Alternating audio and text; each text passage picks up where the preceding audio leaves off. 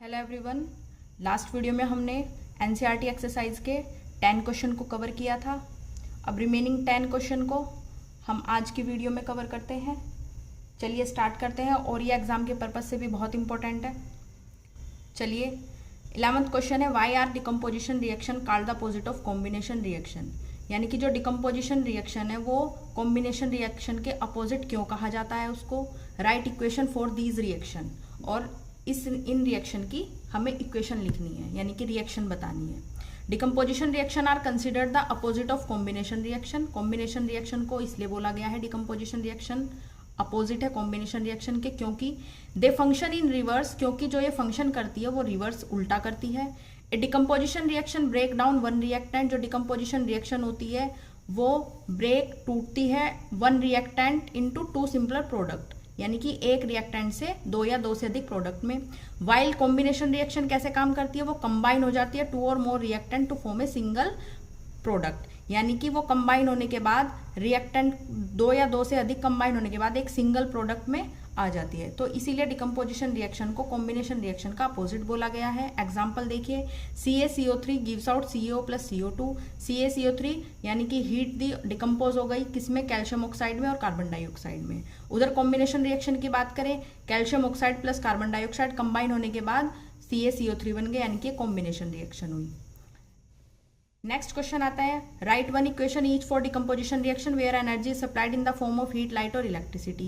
यानी कि एक एक इक्वेशन देने डिकम्पोजिशन रिएक्शन की जिसमें हीट, लाइट और इलेक्ट्रिसिटी सप्लाई हो, यानी कि यूज की गई हो। अब हीट का एग्जाम्पल ले लीजिए, calcium carbonate decompose upon heating. Calcium carbonate heat किया, CaO प्लस CO2 में टूट गया। लाइट की बात करें, silver chloride break down when expose to sunlight. 2AgCl यानी कि सिल्वर क्लोराइड लिया हमने, सनलाइट में रख दिया तो सिल्वर प्लस क्लोराइड में टूट गया, क्लोरीन में टूट गया। इलेक्ट्रिसिटी की बात करें, water decompose into hydrogen and oxygen through electrolysis. 2H2O water को इलेक्ट्रिसिटी दी तो H2 प्लस O2 में ब्रेक हो गया, डिकम्पोज हो गया। नेक्स्ट क्वेश्चन की बात करते हैं, what is the difference between displacement and double displacement reaction में क्या क्या डिफरेंस है। Right equation for these reaction. Displacement reaction होते हैं those reaction in which one element displace the another element, यानी कि एक एलिमेंट दूसरे एलिमेंट को डिस्प्लेस करे, उसको बोलते हैं डिस्प्लेसमेंट रिएक्शन। इक्वेशन है A plus B C gives out AC plus B, यानी कि B ने A को डिस्प्लेस कर दिया, A की जगह B आ गया, B की जगह A आ गया। तो यहाँ पर इक्वेशन देख लीजिए, रिएक्शन देख लीजिए, CuSO4 प्लस जिंक, तो ZnSO4 प्लस Cu। यहाँ पे Zn लिख सकते हैं हम, यहाँ पे Zn लिख सकते हैं।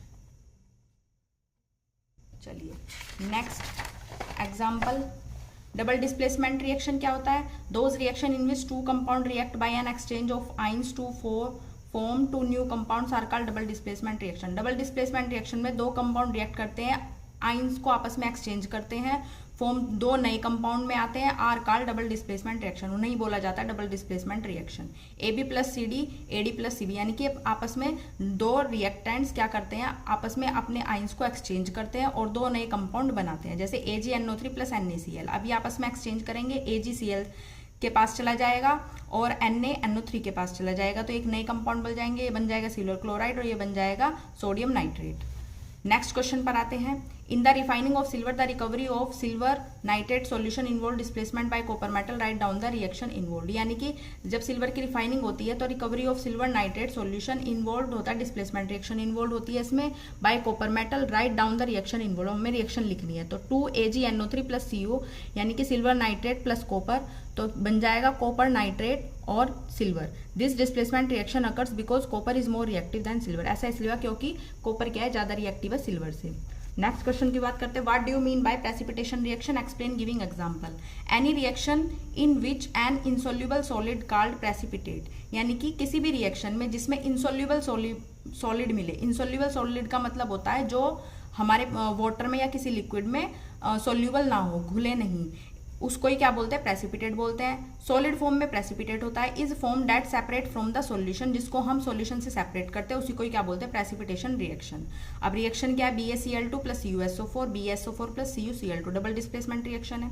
इन this reaction barium sulphate is formed as a white insoluble solid, यानी कि जो बैरियम सल्फेट है वो व्हाइट प्रेसिपिटेट में आ जाएगा, यानी कि वो अलग हो जाएगा, सेपरेट कर लेंगे सॉल्यूशन से, तो वो सॉलिड फॉर्म में होगा, इनसोल्यूबल सॉलिड कॉल्ड प्रेसिपिटेट, जिसको हम प्रेसिपिटेट बोलते हैं, विच separate out suddenly the solution, जिसको हम सॉल्यूशन से सेपरेट आउट कर लेंगे। अब नेक्स्ट क्वेश्चन आता है, explain the following in terms of gain और loss of oxygen with 2 examples. Oxidation और रिडक्शन के 2 एग्जांपल के साथ हमें एक्सप्लेन करना है।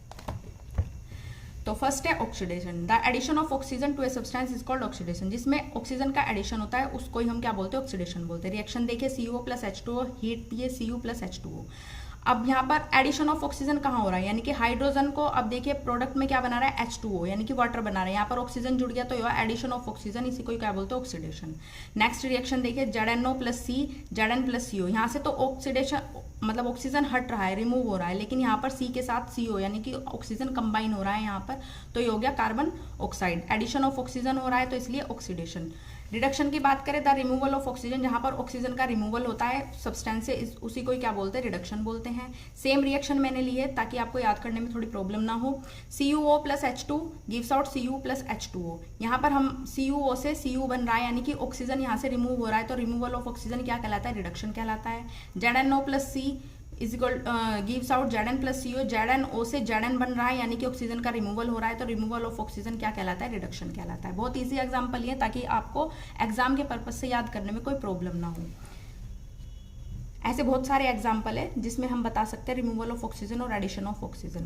ए shiny brown coloured element X on heating in air, एक शाइनी ब्राउन कलर एलिमेंट लिया है जिसको हमने एक्स बोला है, उसको हमने हीट किया एयर में, बिकम्स ब्लैक इन कलर, और वो ब्लैक कलर का हो जाता है। नेम द एलिमेंट एक्स, उस एलिमेंट एक्स का नाम बताना है और ब्लैक कलर कंपाउंड का नाम भी बताना है, यानी कि जो ब्लैक कलर का कंपाउंड हो गया हीट करने के बाद उसका नाम बताना है। तो the shiny brown colour element x is copper, जो शाइनी ब्राउन कलर का एलिमेंट है वो कॉपर है, और जो ब्लैक कलर कंपाउंड है हीट करने के बाद एयर में वो कॉपर सेकंड ऑक्साइड है, CuO है। This reaction occurs because the copper react with oxygen, जब कॉपर रिएक्ट करता है ऑक्सीजन के साथ, व्हेन हीटेड और हीट करता है to form a black surface layer of copper oxide, तो हमें मिलती है एक ब्लैक सरफेस लेयर मिलती है कॉपर ऑक्साइड की। तो एलिमेंट एक्स क्या हुआ, कॉपर हुआ। यहाँ पर एलिमेंट एक्स की बात की थी कि एलिमेंट एक्स कौन सा है, तो वो कॉपर है, और ब्लैक कंपाउंड की बात की थी तो वो कॉपर सेकंड ऑक्साइड है, यानी कि CuO है।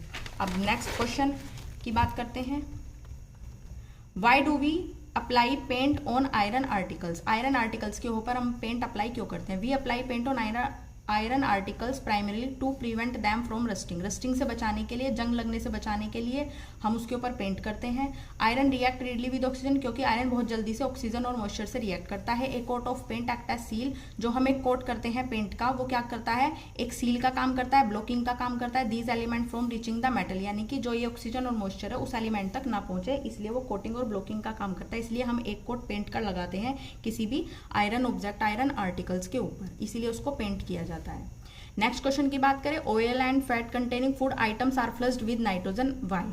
ऑयल और फैट कंटेनिंग फूड आइटम में हम नाइट्रोजन गैस क्यों डालते हैं। जैसे आपने चिप्स वगैरह खाते हैं उसके पैकेट में नाइट्रोजन गैस फील होती है, तो ऐसा हम क्यों करते हैं। Oil and fat containing with nitrogen to prevent rancidity by removing oxygen, यानी कि हम क्या करते हैं, नाइट्रोजन गैस को उसमें डालते हैं oil and fat containing food में, टू प्रिवेंट रेंसिडिटी से बचाने के लिए, बाय रिमूविंग ऑक्सीजन।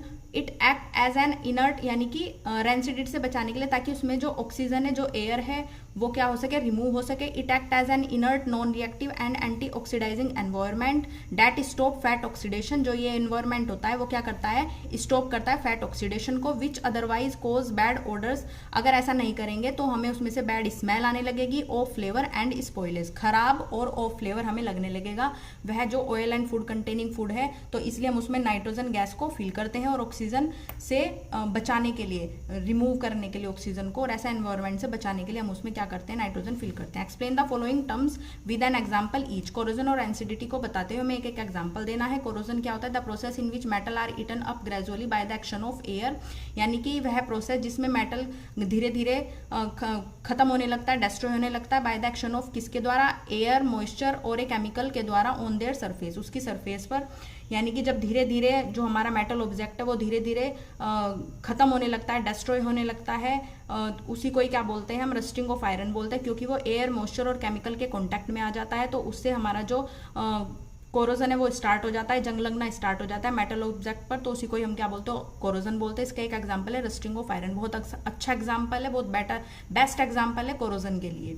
रेंसिडिटी की बात करें, the condition produced by aerial oxidation of fats and oil in food marked by unpleasant smell and taste is called rancidity. Rancidity वही होती है जिसमें बहुत अनप्लीजेंट स्मेल आए और टेस्टलेस उसका फ्लेवर हो, ऑर्डर उसका जो ऑर्डर है उसकी जो स्मेल है वो बैड ऑर्डर हो। ऐसी कंडीशन में जब हमारा जो fat and oil containing food है वो ऐसी कंडीशन में आ जाए तो उसी को क्या बोलते हैं, रेंसिडिटी बोलते हैं। The condition produced by aerial oxidation, यानी कि जब उसके अंदर एरियल ऑक्सीडेशन यानी कि ऐसा एनवायरनमेंट मिल जाए जिसमें ऑक्सीजन हो और मॉइस्चर और हमारे एयर के कांटेक्ट में वो फूड आ जाए, तो उससे हम क्या हो जाते हैं, मतलब उसमें अनप्लीजेंट स्मेल आने लगती है, टेस्ट खराब होने लगता है, तो ऐसी इसी चीज़ को हम क्या बोलते हैं, रेंसिडिटी बोलते हैं।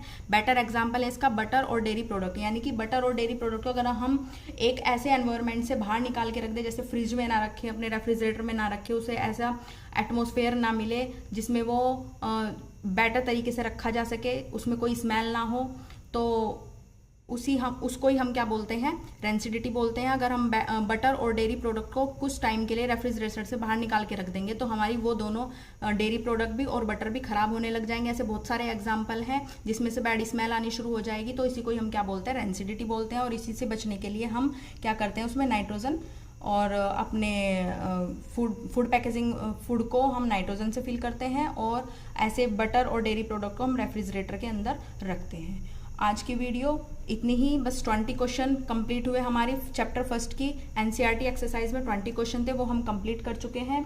अगर आपने पार्ट फर्स्ट नहीं देखा है इस चैप्टर वन का जो पार्ट फर्स्ट है उसमें एक्सरसाइज के 10 क्वेश्चन हमने कंप्लीट किए थे। अगर आपने नहीं देखा तो प्लेलिस्ट में मिल जाएगा, आप देख लेना। Thank you for watching.